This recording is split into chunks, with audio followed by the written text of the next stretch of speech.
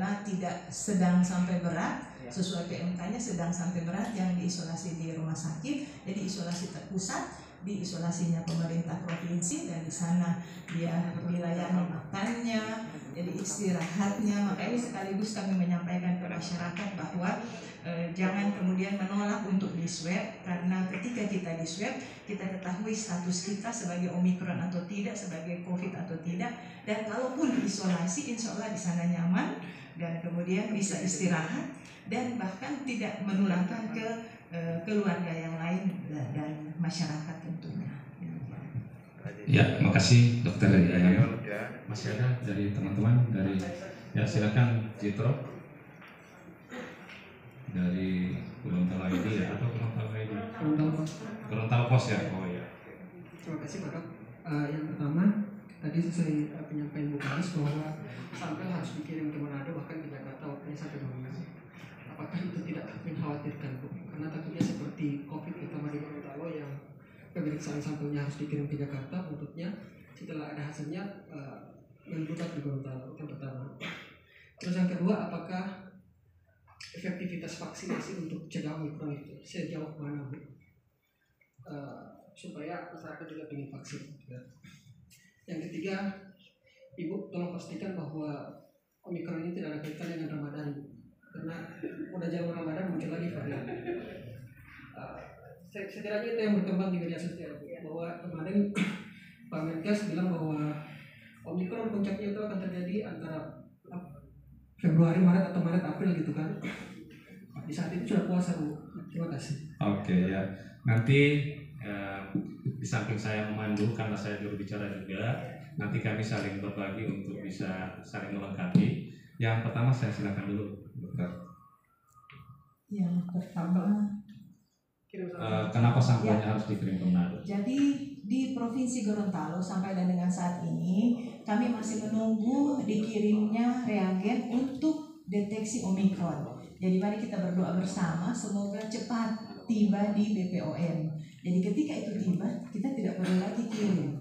Yang kedua, kenapa kirim ke Manado dulu sebelum ke Balitbangkes? Itu cepat. Jadi kira-kira 1,5 hari sudah ada hasilnya. Gitu. Jadi lebih cepat daripada yang kemarin-kemarin, tunggu 1 minggu 2 minggu. Nah, ketika dapat hasil probable segera mereka WA ke kami, kemudian seiring dengan itu sampelnya tetap jalan sampai di pusat. Di pusat sampai sekarang belum diperiksa karena banyaknya sampel yang harus diperiksa oleh Litbangkes tentunya. Namun petunjuk dari KMK tetap kita perlakukan sama antara probable dan konfirmasi ya. Kemudian yang kedua, bagaimana efektivitas daripada vaksin. Sekali lagi disampaikan bahwa sekarang ini kita tidak bisa tahu di mana Omikron dan bukan Omikron. Yang kedua, vaksin tentunya tetap dia bukan mencegah. Yang mencegah COVID 5M ini gitu. Vaksin adalah untuk mencegah memberatnya sakit COVID ketika mengidap orang yang kemudian belum divaksin, maka itu divaksin. Maka itu kita bisa melihat pada saat sebelum divaksin banyak pasien yang Omikron yang kemudian meninggal. Namun ketika divaksin, sebagian besar data orang yang meninggal atau sakit berat itu bahkan belum divaksin. Maka itu vaksin tetap masih efektif untuk kemudian mencegah memberatnya COVID, tapi tentunya vaksin tidak bisa jalan sendiri. Vaksin harus bergandengan sangat erat dengan 5M itu sendiri. Kemudian yang ketiga. Oke, ya. Saya tambahkan yang ketiga, tolong pastikan jangan sampai Ramadan. Yang memastikan ini adalah kita semua, masyarakat Provinsi Gorontalo. Karena begini ya, varian apapun dia, mau Delta, mau Omikron atau varian baru lagi yang belum ada nama, mudah-mudahan tidak, itu bisa dicegah dengan yang pertama 3M minimal. Memakai masker, mencuci tangan, dan menjaga jarak. Itu sangat generik sekali. Yang kedua adalah 3T, tes, tracing, dan treatment. Dites, dilacak, dan diobati. Kemudian yang ketiga vaksinasi. Ini adalah satu kesatuan. Masyarakat Provinsi Gorontalo mungkin sedikit saya bahas sedikit tentang kenapa harus 3M. Varian apapun dia ini, ya sampai saat sekarang ini M yang pertama adalah memakai masker. Karena tempat masuknya daripada virus ini dua, yakni melalui hidung, maksudnya tiga, melalui hidung, melalui mulut, dan melalui mata. Tempat keluarnya dua, yakni melalui mulut dan melalui hidung.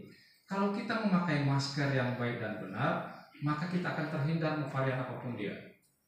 Yang kedua, mencuci tangan. Mencuci tangan kenapa harus pakai sabun? Kenapa harus pakai sabun? Karena virus ini bagian luarnya itu akan rusak dengan deterjen, akan rusak dengan sabun. Jadi pada saat kita pulang ke rumah, pada saat kenapa harus pakai sabun? Kenapa? Karena dengan sabun ini, dengan deterjen ini akan rusak virusnya, walaupun kena ke kita tidak akan menginfeksi lagi kita. Dan yang terakhir adalah kenapa harus menjaga jarak minimal 1 meter? Karena pada saat bicara kalau tidak pakai masker itu percikan ludah kita itu bisa sampai 1 meter. Apalagi kalau batuk sama bersin sampai 1,8 sampai 2 meter. Makanya itu masyarakat kita jangan lagi harus tetapi ini melalui media ini, melalui teman-teman wartawan tolong disebarkan bahwa kenapa harus pakai masker ini alasannya, kenapa harus mencuci tangan pakai sabun ini alasannya, kenapa harus menjaga jarak ini alasannya. Yang terakhir adalah yang berikutnya adalah 3T. Begitu terdeteksi dites di bandara kita sekarang, semua yang turun itu dites, dan ini Omikron pertama ini probable ini terjadi di bandara. Pada saat di bandara kami lanjutkan dengan PCR yang positif, kita lanjutkan ke Manado dan sekarang ke Jakarta, itu probable, itu tes. Tracing sekarang semua satu pesawat itu di manifestnya di Provinsi Gorontalo sekarang sementara di tracing.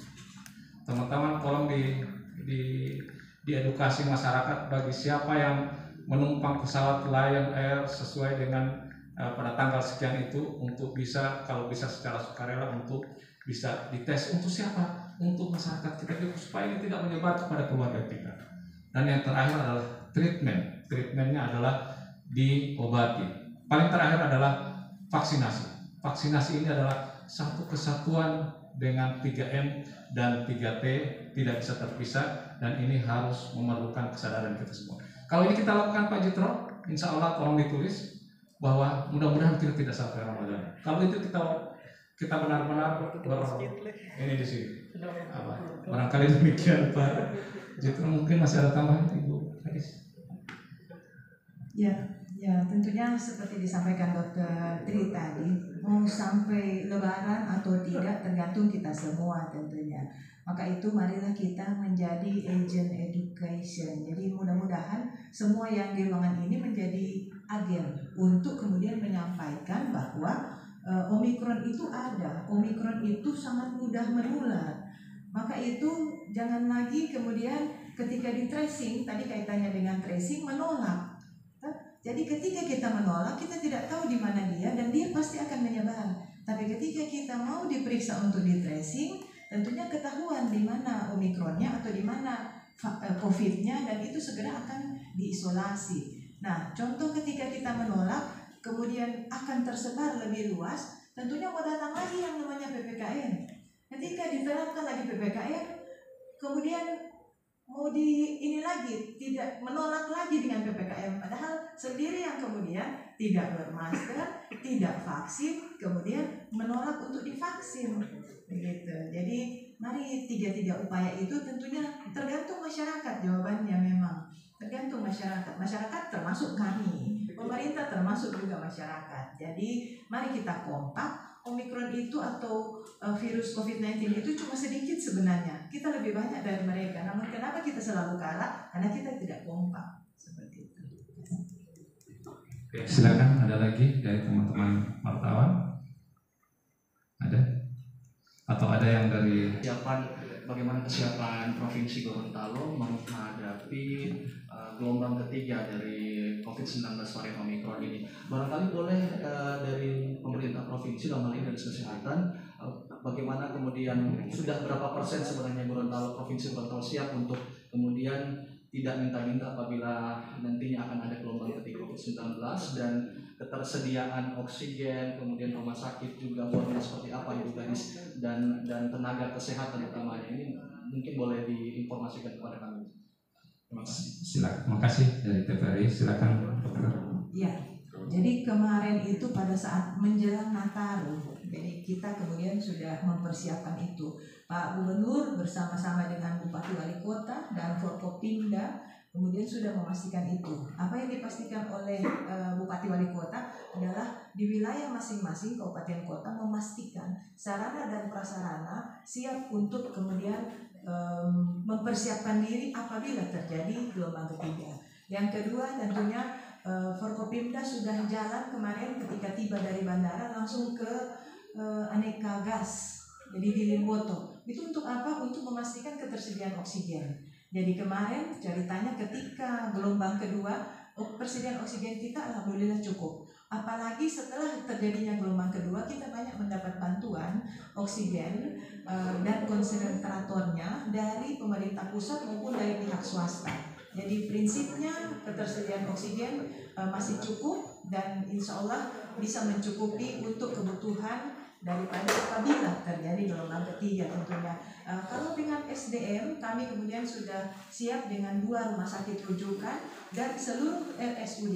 Jadi tadinya di gelombang pertama tidak semua RSUD yang melayani, tentunya karena masih baru, masih ada yang takut atau masih belum cukup tenaganya dan lain-lain. Itu cuma 2 rumah sakit, yaitu Rumah Sakit Alwi Sabu dan Rumah Sakit Hasri Ainun Habibie.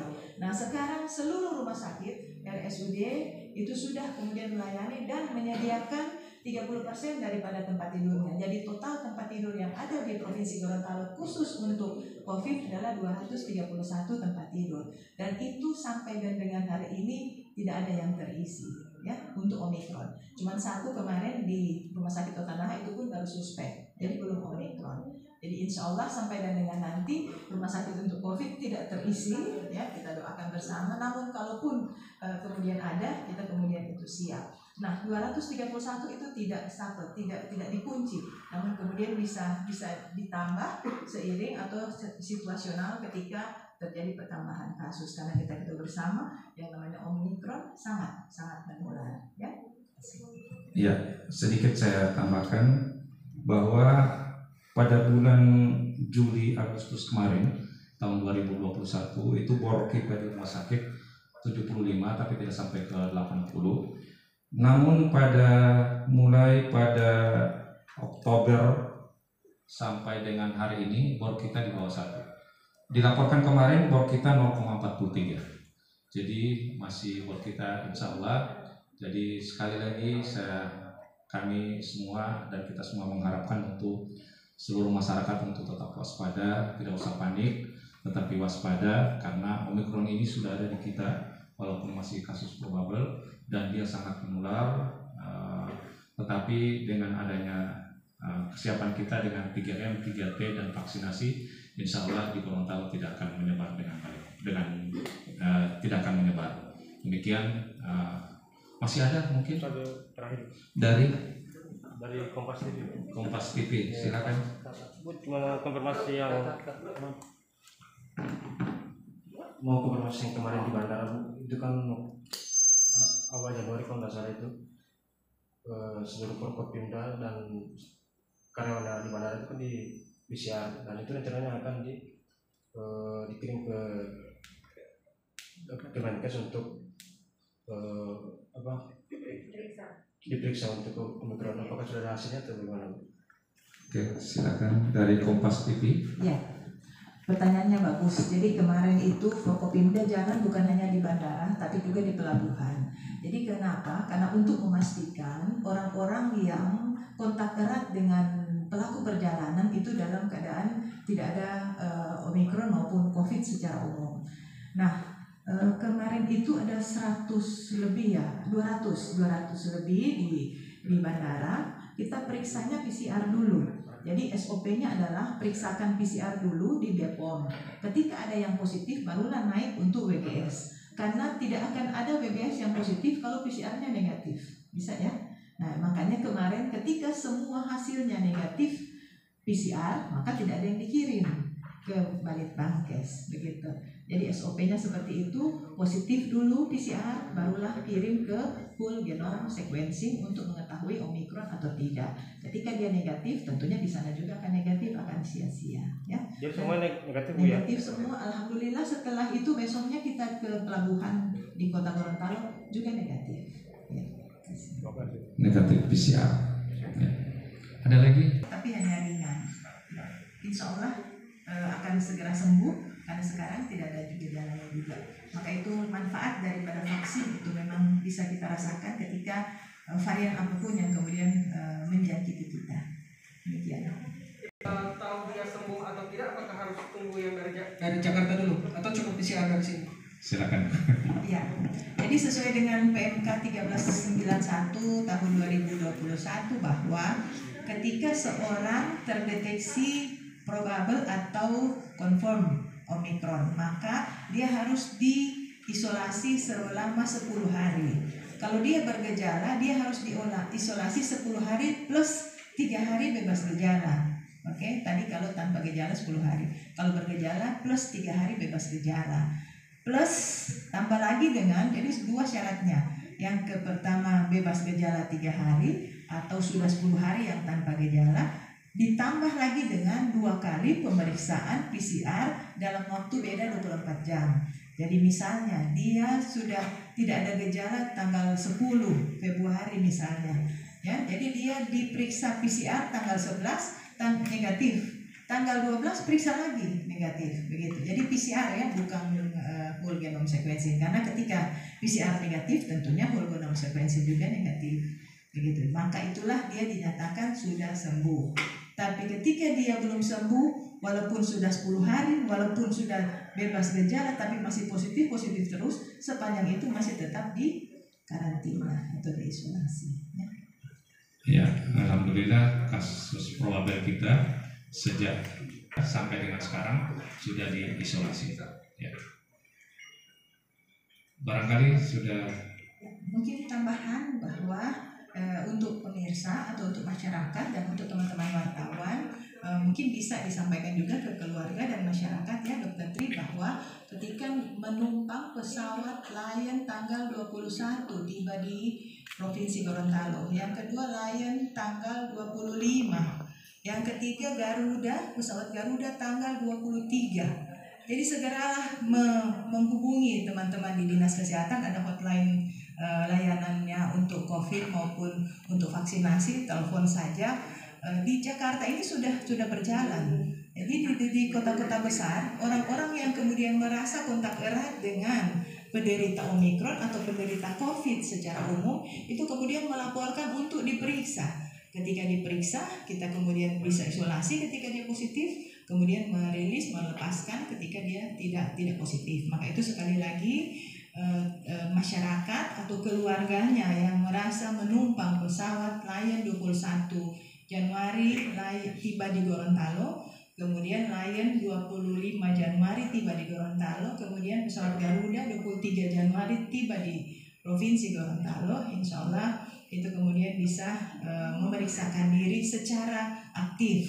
Ya, yang kedua, kalaupun tidak secara aktif, jangan menolak atau jangan ada penolakan ketika ada petugas, karena tentunya Forkopimda, Pak Kapolda, Pak Danrem, Pak Kadinda, kemudian Pak Kepala Pengadilan Tinggi, Pak Kajati sangat mendukung upaya kita dan tentunya Bupati Wali Kota agar Provinsi Gorontalo tidak sampai gelombang ketiga, agar kita bisa merayakan Idul Fitri, puasa ya dengan senang hati tanpa kemudian dipusingkan dengan Omikron.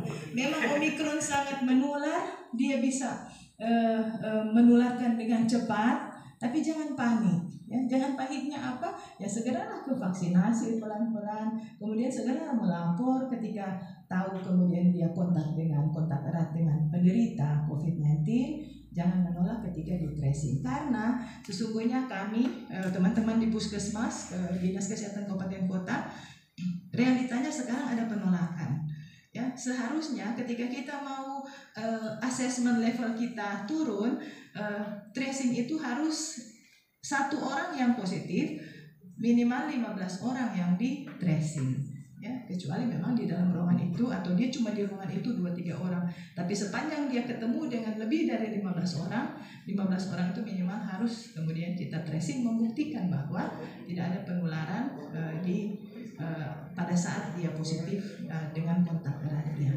Jadi demikian. Oke, saya pikir sudah memadai, dan sebagai penutup saya minta Dr. Yana untuk closing statement. Ya, jadi Bapak Ibu yang kami hormati, tentunya ketika kita sudah tahu bahwa Provinsi Gorontalo sudah yang pertama probable Omikron sudah ada, maka tentunya kita sudah bisa bayangkan bahwa virus itu memang sudah ada di Provinsi Gorontalo. Jadi bukan untuk membuat kita panik, bukan untuk membuat kita takut, bukan untuk membuat kita cemas, tapi marilah kita meningkatkan kewaspadaan kita, tidak lain tidak bukan dengan 2 cara, yaitu 5M, memakai masker, mencuci tangan, menjaga jarak, kemudian mengurangi aktivitas atau tidak bepergian jika itu tidak dibutuhkan atau tidak sangat perlu. Yang kelima adalah mengurangi kerumunan atau tidak berkumpul. Yang kedua tadi jadi 2 sejoli antara 5M dan vaksinasi tentunya ya, karena ketahuilah Provinsi Gorontalo belum 100% vaksin dosis 1. Nah, ketika belum 100% dosis 1, tentunya dosis 2 juga lebih rendah daripada belum 100% itu tadi. Sementara herd immunity tidak akan tercapai ketika tidak 2 kali suntik ya. Itu pun belum dirasa cukup, harus kemudian booster. Maka itu mari kita dukung pelaksanaan percepatan vaksinasi. Yang ketiga adalah tidak mau ataupun tidak ingin tentunya kita melakukan lagi PPKM, maka taatilah kedua tadi itu. Tentunya pemerintah punya tujuan bukan untuk kemudian menyiksa, bukan untuk kemudian membuat masyarakat kurang nyaman, tapi tentunya untuk memastikan dan untuk membuat masyarakat itu sendiri lebih merasa nyaman ketika kemudian COVID-19 ataupun varian Omikron tidak lebih menjalar. Karena sekarang ini kita ketahui Omikron baru di pelaku perjalanan. Jangan sampai kemudian naik ke transmisi lokal ya. Tentunya ketika transmisi lokal, sedangkan Delta yang tidak terlalu menular toh cepat juga, apalagi varian Omikron yang memang tipikalnya sangat mudah menular. Memang dia ringan, tidak menjadi berat, tapi ketika banyak orang yang kena dan kenanya ke orang yang punya komorbid, nah itu tentunya tetap juga akan fatal, seperti 2 pasien Omikron yang meninggal kemarin ya. Terima kasih. Ya, makasih banyak teman-teman wartawan dari pers dan seluruh masyarakat Triana.